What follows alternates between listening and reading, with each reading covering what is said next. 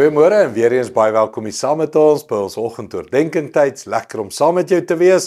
Nou ons het hierdie week gekyk hoe Paulus se lewe verander het. Van Saulus na Paulus toe, waar hy 'n nuwe droom gekry het, 'n ontmoeting met God gekry het. Ananias gaan vir hom bid en hande oplê en hoe hy met 'n nuwe visie leef. Kom ons kyk die laaste versie, Handelinge 9:17.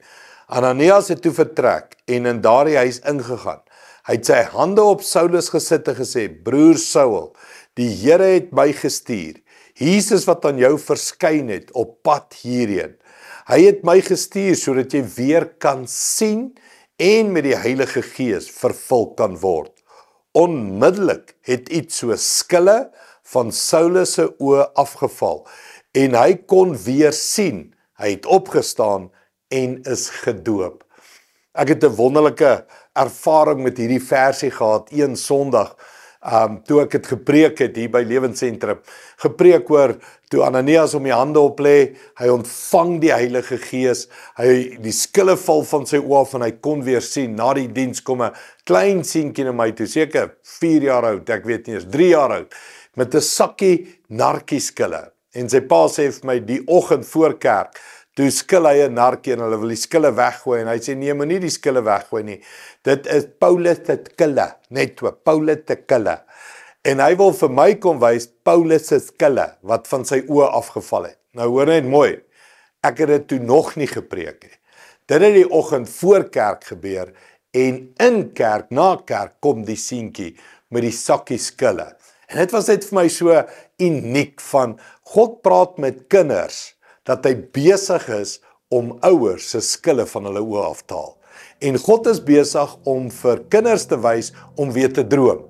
En vir ou mense te sê, die skille moet van julle oë afval, dat julle sien die drome en planne wat God vir julle lewe het. En dit is my gebed vir elkeen van ons, dat ons gedoop sal word met die Heilige Gees. En op daai oomblik gedoop sal word met 'n droom. Skille van ons oë afval en ons die visie sien, die drome, die visioene, die planne, die profeseë sien, wat God vir jou en my lewe het, wat die koninkryk van God sal laat kom hier op aarde, wat lewens en wêrelde en kerke en skole en plekke sal verander.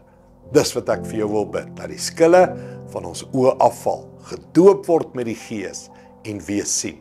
Kom ons bid dit saam. Hemelse Vader, dankie vir hierdie week waar ons kon kyk na Paulus se lewe. En nou bid ons, Here, dat dit nie net 'n storie in 'n boek sal wees nie, maar dat dit ons storie sal word. Here, dat ons skille van ons oë sal afval. En ons gedoop sal word met 'n droom, met 'n visioen, met 'n plan, Here. U plan, u koninkryksplan, 'n plan wat hierdie wêreld, hierdie Suid-Afrika, hierdie skole, hierdie kerke, hierdie plekke 'n beter plek vir u sal maak.